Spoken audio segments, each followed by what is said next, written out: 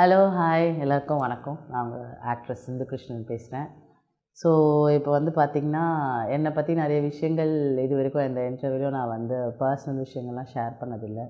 So first time வந்துட்டு share பண்ண போகிறேன். ஸோ பார்த்து என்ஜாய் பண்ணுங்கள்.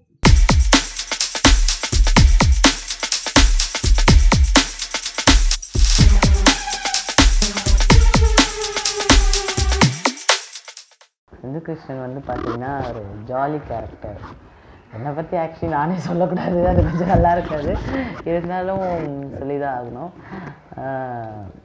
செம்ம ஜாலியாக இருப்பேன், எல்லோரையும் நம்பிடுவேன். யார் நல்லவங்க யார் கெட்டவங்க அப்படிலாம் ஜட்ஜ் பண்ண தெரியாது. ஈஸியாக வந்து ஒருத்தவங்களோட மிங்கிள் ஆகிடுவேன். கொஞ்சம் கொஞ்சம் நிறையவே ஹெல்பிங் டெண்டன்சி இருக்குது. ஜாலியாக இருக்கணும். என்னை பொறுத்த வரைக்கும் ரொம்பலாம் டென்ஷன் ஆக மாட்டேன். கோவமே வராது அவ்வளோவா. நான் கோவப்படுற 2% வந்து என்னுடைய ஹஸ்பண்ட், என்னுடைய அம்மா, அவ்வளோதான். ஏன்னா அவங்க மேலே தானே எல்லா கோவத்தையும் காமிக்க முடியும், வேறு யார் மேலேயும் காமிக்க முடியாது. ஸோ கோவம்லாம் வராது. ஜாலியாக இருப்பேன், சிரிச்சிட்டே இருப்பேன். நான் இருக்க இடம் எப்போவுமே சிரிப்பு சத்தம் கேட்டே இருக்கும், கலகலன்னு இருக்கும். அவ்வளோதான். ஹாப்பியாக இருக்கணும். என்னை பொறுத்த வரைக்கும் ஹாப்பியாக இருப்பேன், அவ்வளோதான்.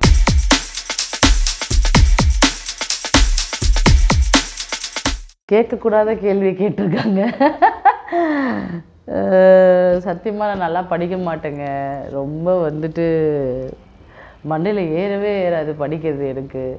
ஸ்கூல்லையுமே வந்து பார்த்திங்கன்னா எப்போவுமே வந்து நான் வந்து கிரவுண்டில் தான் இருப்பேன், விளையாடிட்டே இருப்பேன். இல்லை ஏதாவது டான்ஸ், இல்லை வந்துட்டு ட்ராமா, அந்த மாதிரி ஏதாவதுனா அங்கே போயிட்டு அதில் தான் இன்வால்வாக இருப்பேனே தவிர படிக்கிறதுல சுத்தம். இப்போ ஆக்சுவலி நிறைய படிக்கணும்னு தோணுது, எல்லாமே புரியுது. அப்போ சுத்தமாக எனக்கு ஸ்டடீஸில் வந்து இன்ட்ரெஸ்டே இல்லை. ஆக்சுவலி சொல்லப்போனால் நான் வந்து 10th ஸ்டாண்டர்டோடு வந்து டிஸ்கண்டினியூ பண்ணிட்டேன். 2004 வந்துட்டு நான் டிஸ்கண்டினியூ பண்ணிவிட்டு அதுக்கப்புறம் நான் மீடியாவுக்கு வந்துட்டேன். ஸோ வந்துட்டு இது வந்து எனக்கு பிடிக்காத ஒரு கேள்வி. ஓகே, பரவாயில்ல, இருந்தாலும் உண்மையை சொல்லிட்டேன்.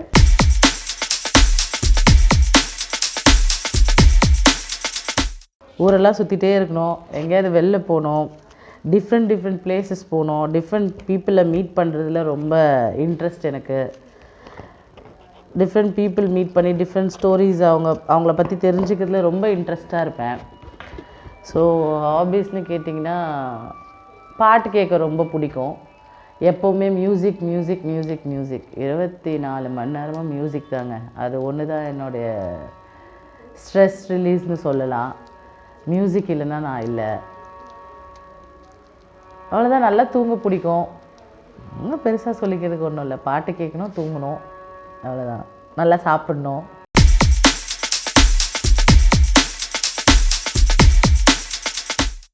அப்படி யாரும் இல்லை எனக்கு. காட்ஃபாதர் மீடியா அப்படிலாம் எனக்கு யாரும் இல்லை. ஏன்னா நான் மீடியாவுக்கு வந்ததே மீடியாவுக்கு வரணும், ஏதாவது பண்ணணும், சாதிக்கணும், அப்படிலாம் நான் வரல. ஸோ எப்படியோ ஒரு டான்ஸ் இன்ட்ரெஸ்ட்டில் டான்ஸ்க்கு வந்து ஆக்டிங் வந்து அப்படியே வந்தாச்சு. ஸோ அந்த மாதிரிலாம் எனக்கு யாரும் இல்லை, அதுதான் உண்மை.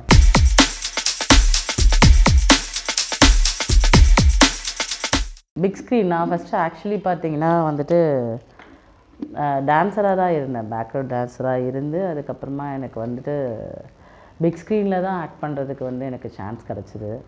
ஸோ என்னுடைய ஃபஸ்ட் மூவி வந்து வத்திக்குச்சி பண்ணேன். அது என்னோடய பிக் ஸ்க்ரீனில் ஃபஸ்ட்டு. ஸ்மால் ஸ்க்ரீனில் பார்த்திங்கன்னா எனக்கு வத்திக்குச்சி மூவி மூலியமாக எனக்கு வந்து வம்சம்னு ஒரு சீரியல் பண்ணுறதுக்கான ஆப்பர்ச்சுனிட்டி கிடச்சிது. ஸோ அது என்னுடைய ட்ரிபியூட் ஸ்மால் ஸ்க்ரீன் சீரியல்.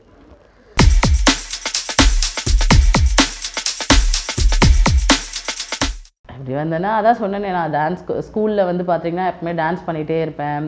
வீட்டில் பார்த்திங்கன்னா எப்போவுமே பாட்டு போட்டால் டான்ஸ் ஆடிட்டே இருப்பேன். ஏதாவது ஒரு பக்கத்தில் ஏதாவது ஒரு மியூசிக் போடுறாங்க, ஏதாவது ஒரு ஃபங்க்ஷன் நடக்குது, ஏதாவது சவுண்ட் வருதுன்னா சாப்பிட்டுட்டு இருந்தால் கூட இம்மிடியட்டாக எழுந்து ஆட ஆரம்பிச்சிருவேன். ஸோ இந்த மாதிரிலாம் பண்ணுவேன். வீட்டில் ஏதாவது ஃபங்க்ஷன்னா பயங்கரமாக டான்ஸ் ஆடுறது. ஸோ அந்த டைமிங் சென்ஸ் டான்ஸ்லாம் எனக்கு தெரியாது, பட் பாட்டு போட்டால் ஜிங்குன்னு குதிக்கிற வேலை மட்டும்தான். ஸோ என்னுடைய கசின்ஸ் ரிலேட்டிவ்ஸ்லாம் வந்து நீ நல்லா டான்ஸ் ஆடுற, நீ வந்து டான்ஸ் கற்றுக்கோ, ப்ராப்பர் டான்ஸ் கற்றுக்கோ அப்படின்லாம் வந்துட்டு எல்லாமே எப்போவுமே என்கரேஜ் பண்ணிகிட்டே இருப்பாங்க. ஒன் ஆஃப் மை கசின் வந்து சொன்னார், இந்த மாதிரி வந்து கலா மாஸ்டர்னு ஒருத்தவங்க இருக்காங்க, அவங்கக்கிட்ட வந்து நிறைய ஷோஸ் பண்ணுவாங்க. அப்போல்லாம் எனக்கு மீடியா தெரியாது, யாரும் எதுவுமே தெரியாது. இன்ஃபேக்ட் வீட்லேயுமே யாருமே மீடியா லைன் கிடையாது. ஸோ வந்துட்டு நான் சொன்ன மாதிரி அந்த அந்த நார்த் சென்னை வந்துட்டு இந்த பக்கம் யாருக்குமே அந்த மீடியா ஆளுங்க எதுவுமே இன்வால்வ் கிடையாது. பட் என்ன ஒரு விஷயம்னா, கசின் வந்து சொன்னாங்க, நீ வந்துட்டு நிறைய டான்ஸ் பண்ணுறதால இன்ட்ரெஸ்டடாக வந்துட்டு கலா மாஸ்டர்னு ஒருத்தங்க இருக்காங்க, நிறைய ஷோஸ் பண்ணுவாங்க. ஸோ அவங்கக்கிட்ட போயிட்டு நீ டான்ஸ் கற்றுக்கோ, ப்ராப்பராக டைமிங்கோட டான்ஸ் கற்றுண்டு அவங்க நிறைய ஸ்டேஜ் ஷோஸ்லாம் கூப்பிட்டு போவாங்க, நீ போய் டான்ஸ் அவங்களோட ஷோஸ் பண்ணலாம் அப்படி சொல்லி டான்ஸ் பற்றி மட்டும்தான் மைண்டில் இருந்தது. சரி ஷோஸ் பண்ணலாம் அந்த மாதிரிலாம் மைண்டில் இல்லை, ஃபஸ்ட்டு டான்ஸ் கற்றுப்போம் அப்படி சொல்லிட்டு தான் நான் வந்துட்டு நடிகர் சங்கம்க்கு வந்தேன். 2004 என்னோடய 10th ஸ்டாண்டர்ட் முடித்தோடனே நான் வந்துட்டு எனக்கு அதுக்கப்புறம் மேலே படிக்கிறதுக்கு இன்ட்ரெஸ்ட் இல்லை, வீட்டில் படிக்க வைக்க ரெடியாக இருந்தாங்க, நான் பட் வந்து எனக்கு வேண்டாம் அப்படின்னு சொல்லிவிட்டு நான் கிளம்பி வந்துட்டேன். நடிகர் சங்கம்க்கு வந்துட்டு டான்ஸ் கிளாஸ்க்கு வந்து கேட்க வரச்ச, அப்போ ஜெயந்தி மாஸ்டர் கலாக்காவோட சிஸ்டர் வந்து டான்ஸ் ஸ்கூல் வச்சுருந்தாங்க. ஸோ அவங்கக்கிட்ட வந்து அப்போது ரொம்ப டான்ஸ் ஸ்கூல் வந்து ஃபுல்லாக இருந்தது, நிறைய க்ரௌடடு. அப்புறமா வந்துட்டு அவங்க போய் ஜாயின் பண்ணுறதுக்கு அங்கே இது இல்லை. அதுக்கப்புறம் அவங்களோட டான்ஸ் ஸ்கூல் மேலே வந்துட்டு இன்னொரு டான்ஸ் மாஸ்டர் வந்துட்டு டான்ஸ் ஸ்கூல் வச்சு நடத்திட்டு இருந்தார். ஸோ அதுக்கப்புறம் அந்த மாஸ்டரோடைய டான்ஸ் ஸ்கூலில் போயிட்டு வாசு மாஸ்டர் அவருடைய டான்ஸ் ஸ்கூலில் போய் ஜாயின் பண்ணி ப்ராப்பர் டான்ஸ் டைமிங் சென்ஸோடு கற்றுண்டு அப்படியே அந்த ஒரு ஜேர்னி போயிட்டே இருந்தது. அங்கே டான்ஸ் கற்று டெய்லி போகிறது வர்றது அந்த மாதிரி இருக்கச்ச, அங்கே சில சினிமா ஃப்ரெண்ட்ஸ் தானே மோஸ்ட் ஆஃப் சினிமா பீப்புள் இருப்பாங்க. ஸோ அவங்களாம் வந்துட்டு நீங்கள் வந்து இது மாதிரி ஒரு டான்ஸஸ் அசோசியேஷன் இருக்குது, நீங்கள் அங்கே போய் மெம்பர்ஷிப் கார்டு எடுத்துட்டிங்கன்னா நீங்கள் வந்து சினிமாலலாம் டான்ஸ் ஆடலாம், டிவிலலாம் தெரிவிங்க அப்படி சொல்லிவிட்டு ஆசை காமிச்சிட்டாங்க நம்மளுக்கு.